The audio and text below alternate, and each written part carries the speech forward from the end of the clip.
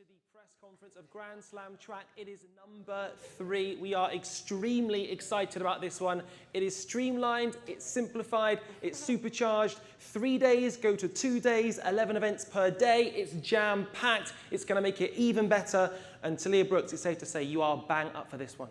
I am. I'm excited for these hurdles. Well, in fact, first of all, the shades. Talk us through the shades. Oh, the shades. I promise y'all I'm not trying to be cool. My eyes, I got something going on here, so we're just going to cover it up and just, you know. It goes with the fit, though, so it's okay. We like the drip. We like it. But sorry, you are very excited about this one. I am. I'm excited about the hurdles. I'm excited to see Sydney come down. Obviously, her first 100. I'm excited to see Cordell. We got Cordell in the house, world lead. So I think the hurdles are going to be the highlight for me. But I like the 2 days, I'm not even going to lie. Yeah, the format's genuinely, I think, game-changing for everyone, for fans watching, for coaches, for athletes, absolutely everyone in between. For me, it's about the venue, because Franklin Field, incredible history, originally constructed in 1895, has made history over the course of 100 years, over a century worth of pen relays. In 1922, had the first ever radio broadcast of a football game in the country. In 1939, the first ever television broadcast of a football game in the country. In 1960, it was the NFL championship game, the predecessor to the Super Bowl. So much history, and even more history is going to be made tomorrow, kicking off with our first ever Grand Slam track right here in Philadelphia. Are we bang up for it, by the way? Are we excited? Yes. Can we give it up for Radzi the encyclopedia? Like, let's just well, thank you. That was good. I'm trying. Just a boy from Wolverhampton, trying to memorize stuff. But as for us here, it's now time to bring out an absolute colossus of sport period. Would you please give it up for the legend, the commissioner, MJ Michael Johnson.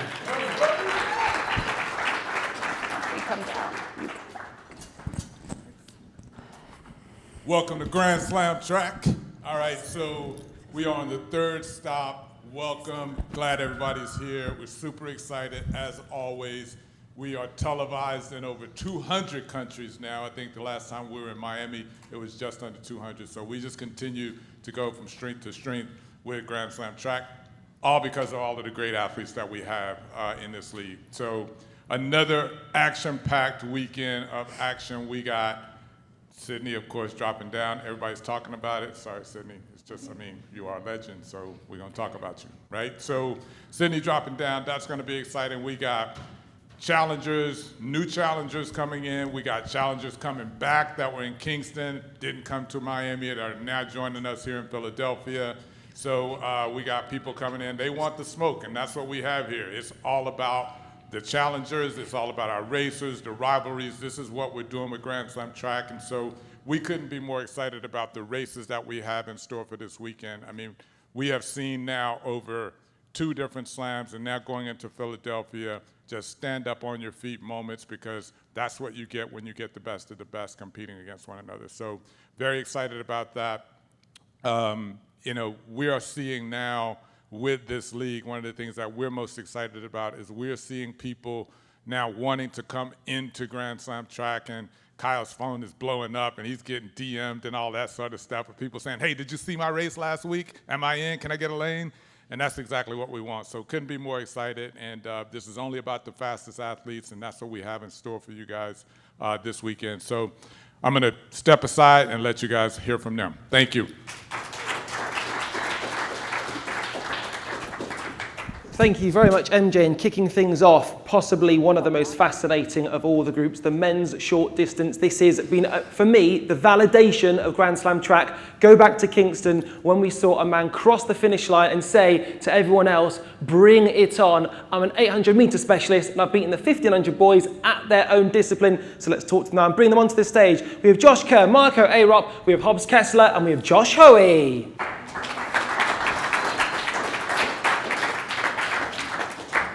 Thank you very much, lads. And once again, Josh is not letting down in the suit department. We've seen powder green, we're now seeing a bit of the maroon as well. We like it, mate, we like it.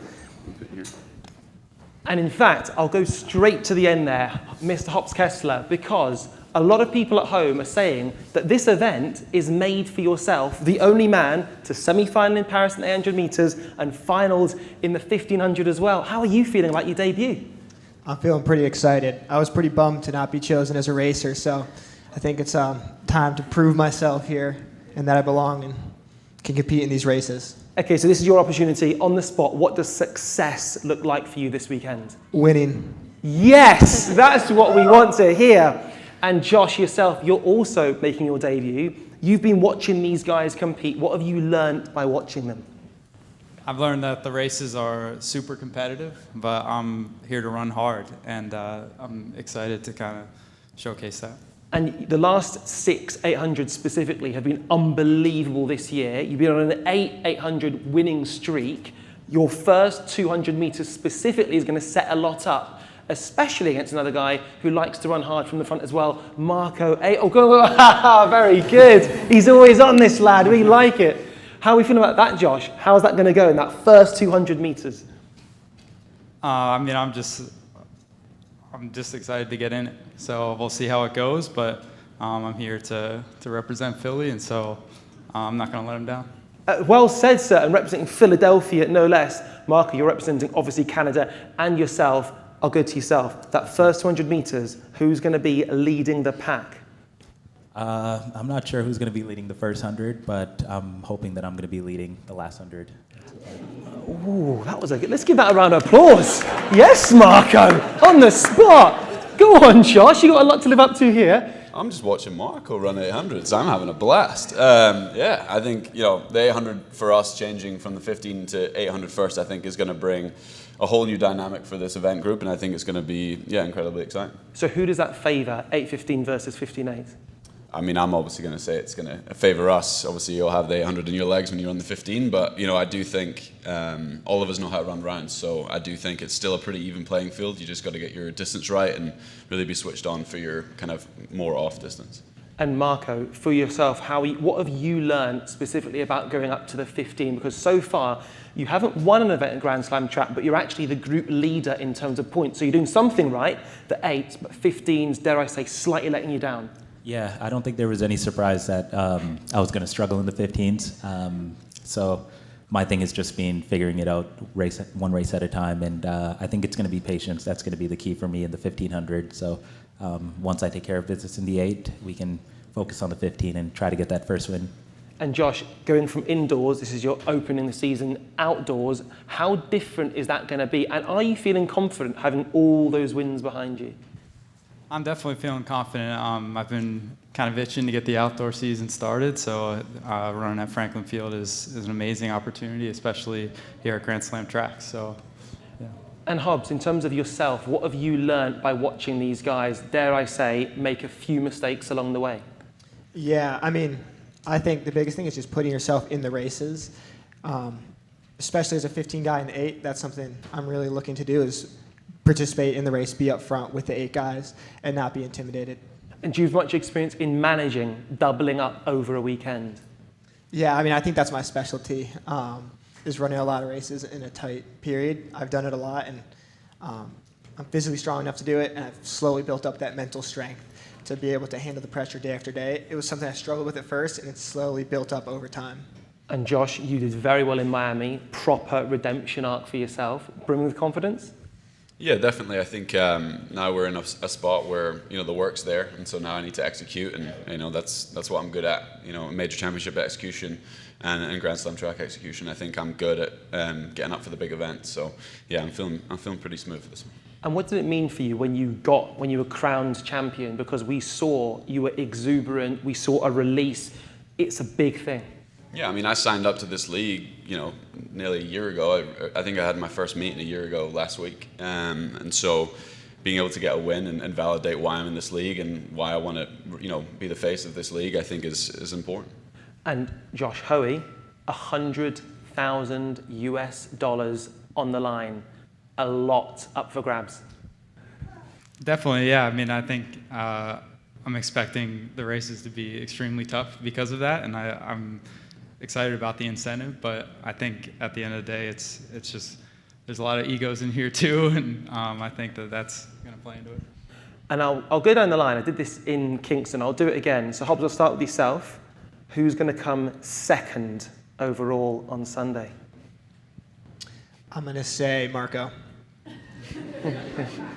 Sorry, Marco. Josh. Who are you going to go for? I'll say Hobbs. Marco? You know, I got to give this one to Hobbs as well. I think he'll get points. Not getting vote. any votes. I'm sorry. I can't vote for myself. It looks bad. I'll vote for Marco as well. Okay. He's good at getting second in these events. Okay, then. Come on, you So he's leading you on points, though. So what's Well, going on? that's what I was rudely told right after I finished. Is I won with the least amount of points in Grand Slam history, so that was pretty cool. So yeah, no, I think it just shows that we're a competitive group. There's a huge difference, I think, in 8 and 15 in comparison to other events, and so it kind of brings in your specialty, and also it's a hard couple of days. So. And cerebrally, I was speaking to Cole Hocker earlier on. Every single guy in this group fancies the job. There's no one here who's making up numbers. Everyone's looking for the win. What would it mean to be the first ever 2-time slam winner in this event, Josh? Yeah, I mean, I want to be the point leader, I guess. So I think that's what. Yeah, it'd be amazing. You know, we're making history this year of being, you know, the first year of Grand Slam track. I know this is going to be, you know, the league that's going to be around for, you know, until we get old and we're watching on the TV telling everyone how good we were back in the day. So I want to make sure that I've got enough points to be able to have some, you know, some say in that. Well, your day is right now. Always great to talk to you guys. Brilliant additions right at the end there with Hobbs, with Josh, and give it up as well for Marco and Josh Kerr.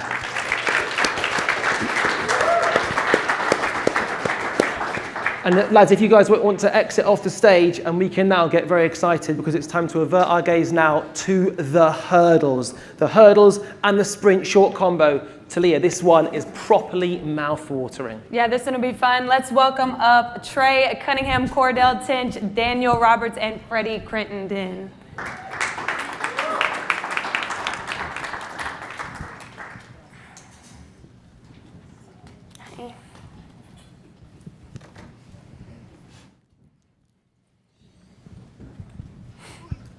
You're sitting next to me, so I have to start with you. But Obviously you are the defending champ from Miami. You had a PR in the hurdles, or matched a PR, had a PR in the 100. How are you building on that momentum for this slam? You know, I didn't really know what to expect coming into Grand Slam about a few weeks ago, and now I know what to expect. So I'm really excited to show out here in Franklin Field. It's my first time, and repeat. And does it feel like you're going through rounds? Because obviously for other racers, the 2-4 group, they're used to running a 400 on Thursday, a 400 on Friday, versus the hurdles, you're always running the hurdles. But does it feel different running a hurdle race and then coming back and running a flat race? Or does it feel like rounds still? It kind of feels like rounds to me. I mean, I still get prepared the same way as I do for the 100 as I do the 110. It's just in warm-up, I don't have things in my way, which is kind of nice. But I mean, everything's on the line. We want to be here to compete, and I think we've all done that at every slam.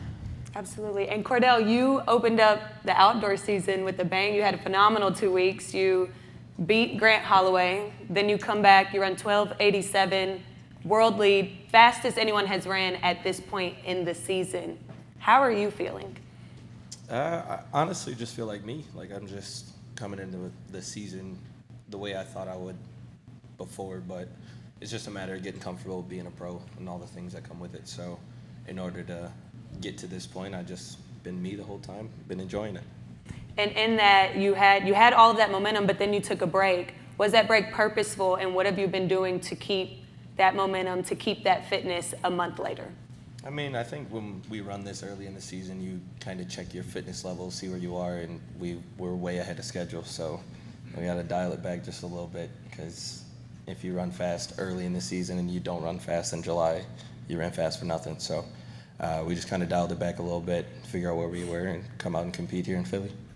And Daniel, you have had historic seasons in 23, 24. We're talking about Cordell running 12:87 in, what month are we in? May.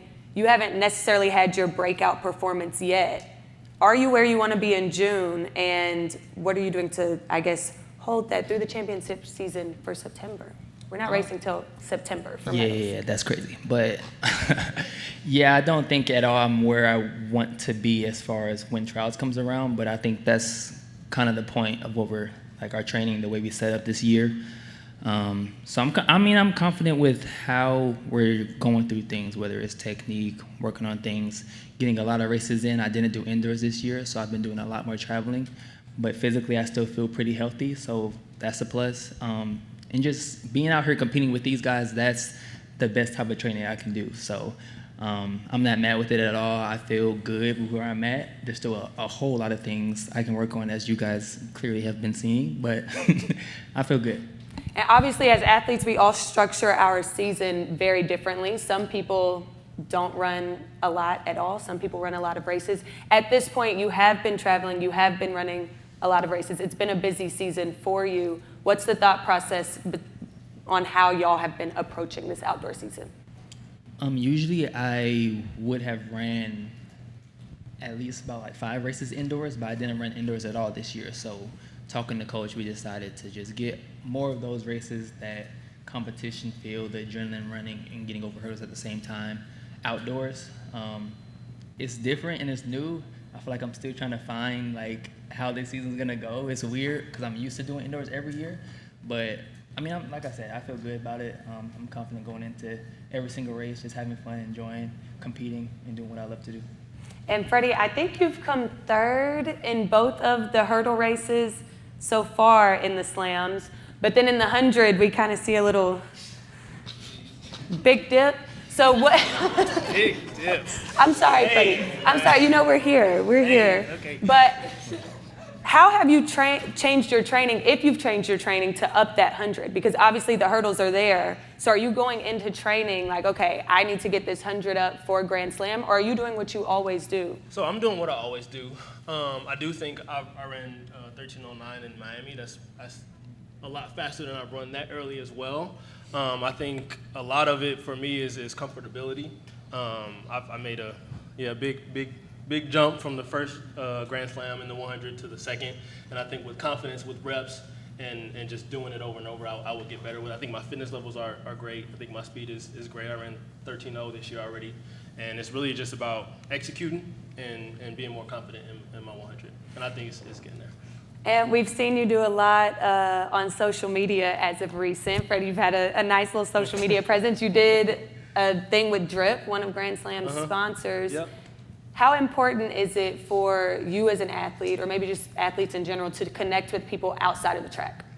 Oh, it's immensely important. I think connecting with people outside of your usual circle or your usual bubble, it just brings so much fulfillment and satisfaction. You know, it's just, I think a lot of being successful in track and field is having fun, and you have fun when you kicking it and doing stuff with people that you never met before, or doing interesting things, or experiencing different things and stuff like that. So I think just a lot of my social media is just I see something funny or entertaining, and I'm just like, well, I'm gonna do it, you know, and enjoy myself and have fun. And that's kind of what I'm doing with Grand Slam, trying to come here, obviously execute and perform at a high level, but also have some fun, you know, like that's kind of the token of 110 hurdlers. We always joking around, laughing, having a good time, but also like we want to compete well, you know, like we can joke. Cordell making faces. We're not serious, bro.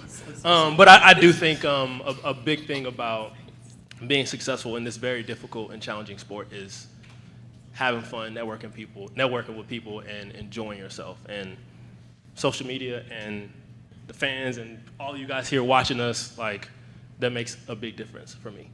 And lastly, Trey, I'm going to come back to you. I'm going to put you on the spot a little bit. We were having a conversation about just track and field and how hard it is to come by PRs. Like, you can go years before you get another PR. And sometimes it feels like the general public does not understand that. And you can run a fast time and they're just like, oh, when you gonna do that again? Or, oh, when you gonna run? What do you have to say, or what do you want to express to people in terms of like how hard that is? And just so that they can understand where we're coming from as athletes.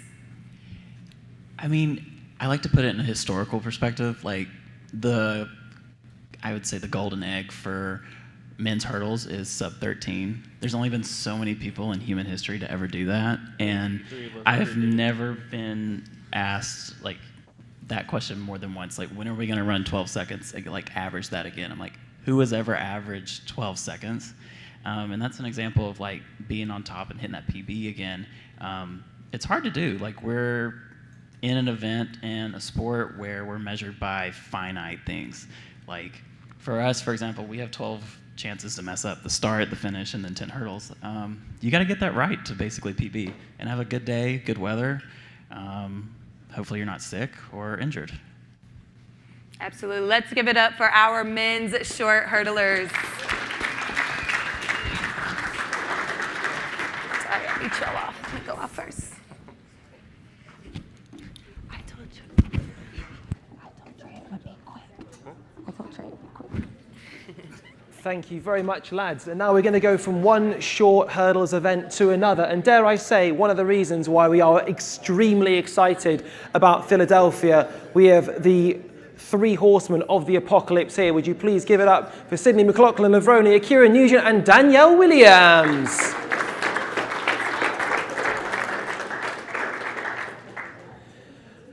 And straight away we can see a little bit of Jamaica unity as we walk onto stage. Take whichever one you want, Sydney. And in fact, ladies from Jamaica, I'll come to yourself first, because Danielle, you've had a pretty busy time of it. Of late in spring, you've had 3 weeks off. How would you say your body is right now, especially after 2 Diamond Leagues in China and doing extremely well in Kingston? Yeah, I mean, the 3 weeks off were calculated. We planned to have 3 weeks of a training block in May. And so I had a very good training block, very consistent in terms of what we're working on. So I'm feeling pretty good. So that's huge, because for you, this is a real focus. You are looking to execute and you are looking to get that 100K. Well, looking to execute, first of all. You know, we made some technical adjustments to the hurdle race, and so every race I go into, it's a chance to just work on it and try to perfect it as much as possible. And I know if I hit the technical points, then yeah, winning is definitely up there. And Akira, with yourself, what took place in Miami was actually unbelievable. First of all, let's talk about the hurdles. You crossed the line, and admittedly, this is about winning. It's not about times per se. But when you looked across at the clock, what was going through your head at that point? I won the 100K. But in Miami, I just feel like the environment was like really good, and I just turned 23 on Tuesday. So when I went to practice, I was just like, Coach, like I need that 100 grand, and then he was just like, yeah, you need it, but you got to do what you need to do. So you got to go out there and then show them that you're really good at the 100, and everything will like play into place. And then I was just like, yeah. But when you say show them that you're really good at the 100, I mean 11:09. That's serious. Yeah, actually, I'm a really good 100-meter runner, but I don't train for it, which I know if I'm supposed to like really be like, okay, I'm going to dedicate like 1 year to 100 itself, I know like I can be like under 11 seconds actually, yeah. Wow. And somebody who really hasn't dedicated themselves to 100 meters is yourself, Sydney. It's what the world is. I cannot wait to watch this. How are you feeling about the 100 meters? I'm excited. Is this on? I hope so. Okay. I'm excited. Yeah, it's definitely new. It's a new feeling. Block starts were like fascinating to me, trying to get out of the blocks fast. But I think it's a great opportunity to just see where I'm at, switch up training. I love challenging myself in these kinds of ways, and I'm up against the best of the best in their respective events. So yeah, I'm excited to see what I do too. What do you think time-wise would be needed to win? What would you imagine the winning time might be in Philadelphia? That's hard to say. I think it's going to depend, honestly, on the weather. I can't even tell you, but I just know it's going to be fast, especially with these two. They both won the 100 in this group so far. So yeah, just got to get out of the blocks with them and try to hang. Akira, can you go faster than 11:09? Well, we got to wait until Sunday. Danielle, can you go 11:1? Can I go what? 11:1 in the 100. You know, I'd like to think so. Like, I don't run a lot of 100 meters. The last time I ran one before this year was 2017. And so I'd like to think I could go faster, but really it just comes down to what Akira brings, what they bring, and then I just compete. Why y'all targeting me? Because you said you could run 11:0, 10, sub 11, so I feel like, okay, if you could do that, I'm going to show up and I'm going to compete hard, and if I'm competing hard, then I think that chances are I could run as fast as that. And Sydney, let's be honest, you haven't turned up here to just see where your season's at. You love winning. We know that. I imagine you hate losing. So is 11:09 possible for you? I think it is, for sure. I think I've continued to get faster over the years. I haven't ran 100 since college, which was when dated, but 11:07. So I think just progressing, growing. I'm here to compete. I'm here to compete against the best and to put my best foot forward and definitely, see what I can do. So if I spoke to you after the race on Sunday and I said, unfortunately, Sydney, you came 4th, you'd say, you go, I should have done better. Would you say that? Yeah, 100%. I mean, I always want to win. That's always the goal. Always. That's why we're all here. And that's just a matter of you executing your race and your plan that you and your coach have set out to do. And then in terms of the hurdles event, what's your approach with that? I mean, the times were filthy in Miami. Yeah, I mean, it's really just, it's sprint hurdles. I'm so used to having a little bit more room in between, but it's definitely just about quick turnover, me focusing on myself, being a little bit taller, just executing properly, and making sure those last few hurdles, I'm just on my game. And then Danielle, for you, does it matter the order, whether it's 100 hurdles, then flat, or flat 100 hurdles? Yes, it does. Which do you prefer? I am going to do my event first. Yes. And how much of an effect does it have on you? It has no effect. What, you mean doing my hurdles first? Correct. It really doesn't have any effect. I really just want to get my event out the way, do what I'm working on in my event, and then turn my attention to the fun part, which is the 100, because that's what I consider to be the fun part. There's really no bearings, nothing riding on the 100. I'm just showing up and competing and trying to beat everybody else. And out of interest, so when you say nothing's riding on it, there's a lot of cash riding on it. Well, of course, yeah. But I know if I show up, if I do what I'm supposed to do in the hurdles, then the 100 should be a lot easier because I have a lot of foot speed. I know I have a lot of foot speed, and I can trust that to know that there's not 8 people that's going to beat me in the 100. I'm confident in that. And so if I take care of the hurdles first, then, because the hurdles is pretty deep. It's the most competitive event in track and field. And 1 through 8, anybody could win. I mean, if you put a second heat, 1 through 8, 1 through 15, anybody could win. But I know in the flat 100, there's not 8 people that's going to beat me in the flat 100. And Akira, so you said, obviously your coach said 100K would be nice. How hard is it not to tighten when you have that kind of sum of money? We're talking about a deposit for a house. There are so many things you could do with that, especially in track and field. It's game-changing money. Are you able to block that out and just be motivated on execution?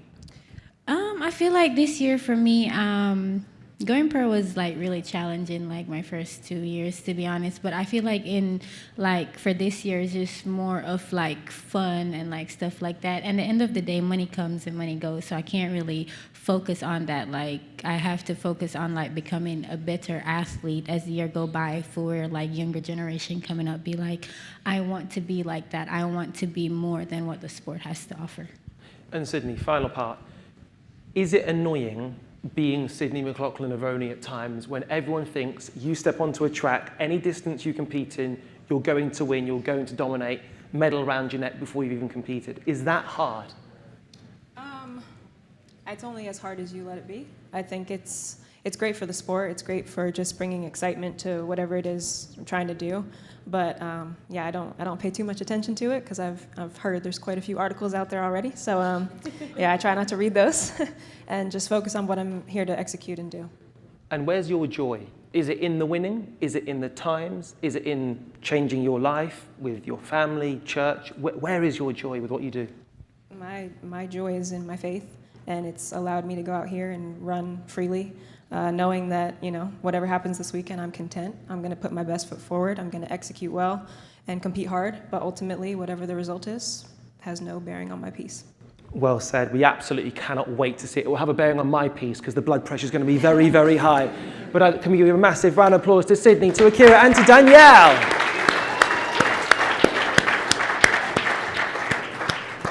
And to Leah, it should be 3 groups.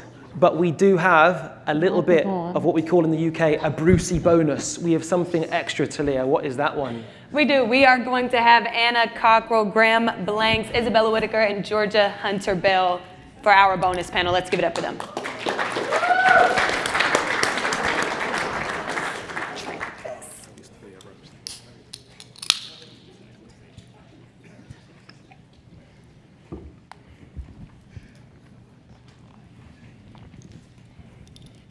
Hi, guys. I think this is all of y'all's first slam, right? Yeah. No, not Bella's. Not Bella's. I train with her every day. I should know that. Okay, Georgia, we'll start with you. Last year, you really put together a season that culminated into an Olympic bronze medal. What is your mental like going into this season now that you can no longer be a surprise to people? Yeah, it's a good question. Last year was just so fun because I felt like I was the underdog the whole season. And there's a really fun position to be in. You're just gaining momentum. You have no pressure on your back, but you know training's been going really well. And so this year's an adjustment. Once you win an Olympic medal, you're not really an underdog anymore. So I am just focusing on training, and it's been going well, and I'm just excited to get out and compete. And Bella, you made your pro debut in Miami. Obviously, ran an American record indoors in the 400, came back to Miami, PR'd in the 200 in not a favorable lane at all. What's the transition been like? I'll have y'all know, Bella be dragging me at practice in 400 repeats. So what has the training been like to be prepared for Grand Slam, but also what has the transition been like being a collegiate in March and now being a professional athlete in May? Yeah, I mean, it's definitely something that it's not usual, kind of only having an indoor season in the NCAA and sort of trying to make this transition is not something that necessarily is done very often. But honestly, nothing's changed. The goal hasn't changed. We're still doing the same thing at practice. Obviously, the big goal is September, like we talked about. That's a ways away. So we're just trying to better each day and be ready to compete and, you know, not get too scared about who I'm competing with. Obviously, at Arkansas, so the pros train in the morning because we're with collegiate coaches. Pros are in the morning, collegiate athletes are in the afternoon. So on, I'm going to make the days up, Wednesday, y'all leave to go to NCAA Nationals. You're used to practicing afternoon. You come back on Monday, and now you're in the pro practice. Yeah. How was that for you? It was we were like, Bella's here. Oh, we got another person in the group. Yeah. No, I just fully showed up one day. And yeah, coach was like, I just want you to kind of switch, start training with the pros. But he was killing me in weights, and then I go like right to pros practice. And I was like, we got to fix this because I can't do this. So it was interesting, but you know, it's fun. And Graham, you have had historic seasons when you've come to pin relays. I believe 2023, you won the 3 and the 5. You just graduated from Harvard like 2 days ago on Thursday. Yeah. Thank you. Against all odds. But we know at Grand Slam, the distance runners have been kind of sitting, kicking to the end. Also, they were having 2 races. This time there's only one, and we know you don't normally sit and kick. So do you plan to take on the race out, or do you think the race will go differently now that there's only 1 versus 2? Yeah, I mean, you don't tell your secrets at a press conference. I don't, you know, I've been procrastinating, talking to my coach about any tactics, so I can truthfully say I don't know what I'm going to do yet. Typically in a race, I'd prefer to just kind of get in that pack and make decisions as it goes. I think a faster race plays into to my strengths. So if it gets to a point in the race where I feel like it's moving out of my range, as in like it's getting a little too slow, yeah, perhaps I would want to inject a little bit of pace.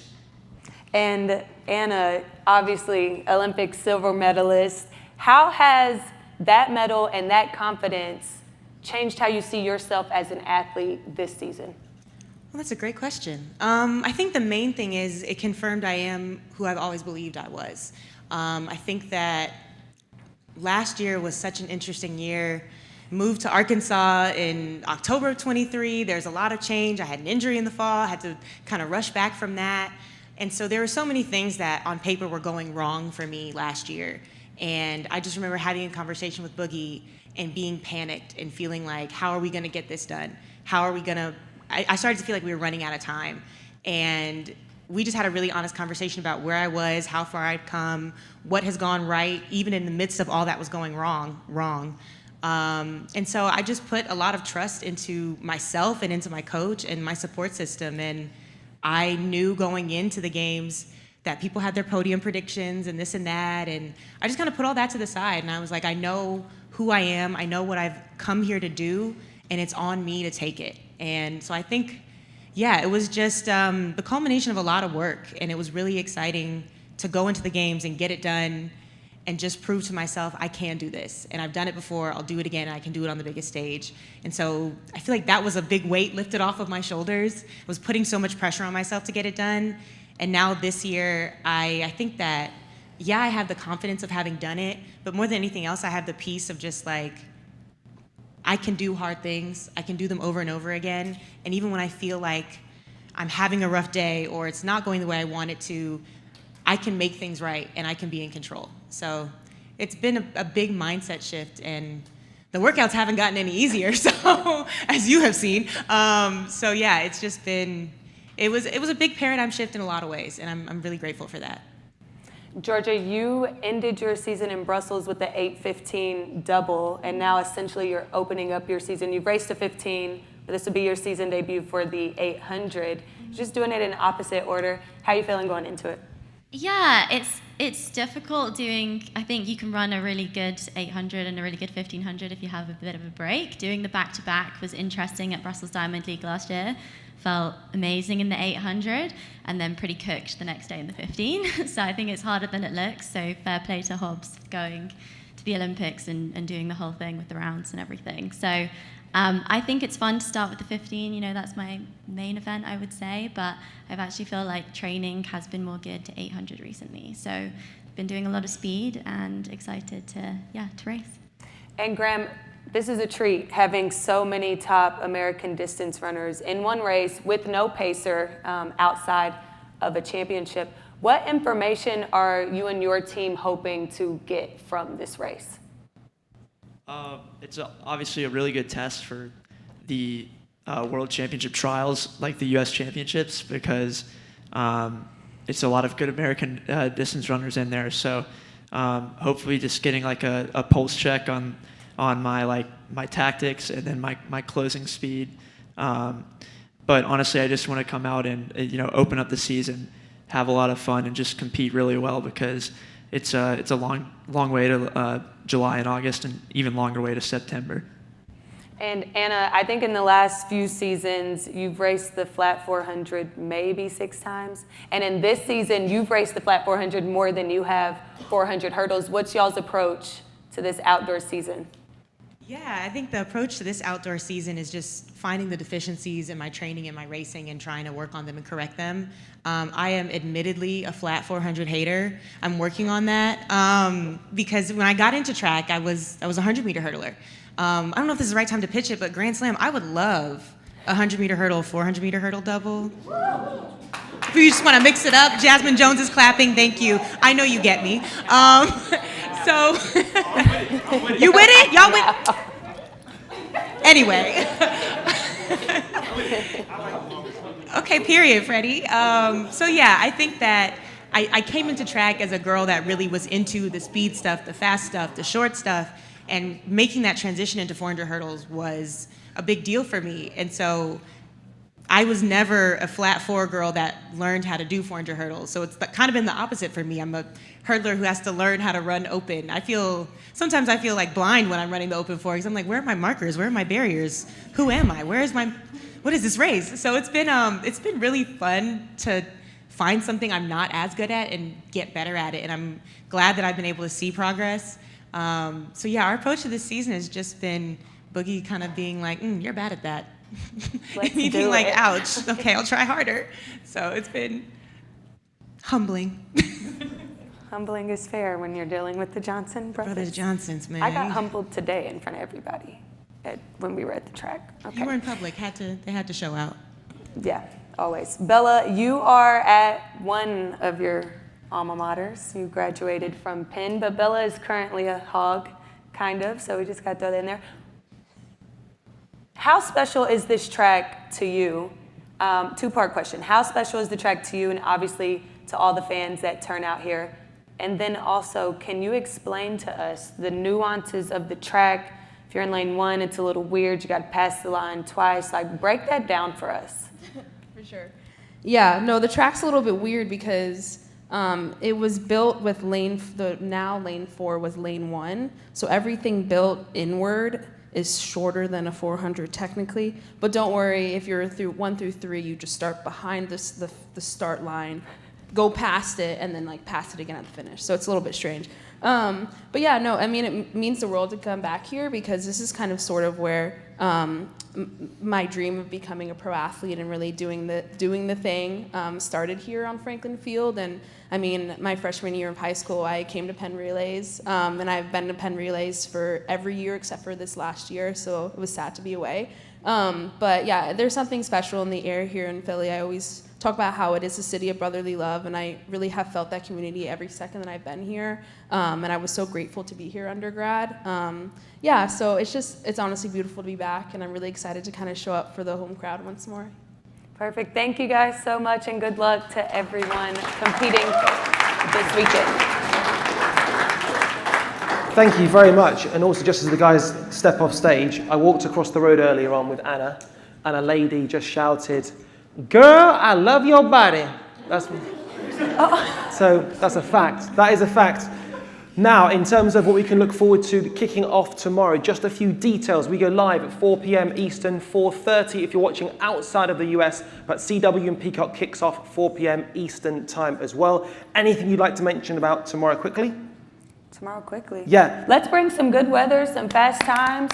I'm here for it. It'll be a good weekend. We're all going to be here for it, and somebody who's going to be here for it very imminently is our commissioner, MJ, who will be stepping onto the stage immediately after us while the racers take their places, and you can do one-to-one with the racers, but not before we first of all speak to MJ. So tomorrow, it's going to be historic. It's going to be fairly meteoric. We absolutely cannot wait for it to happen. So many things to look forward to. The openers on Saturday, the slammers on Sunday. History is going to be made, $100,000 US on the line for every single athlete. Thank you very much for your company, and we'll see you guys tomorrow.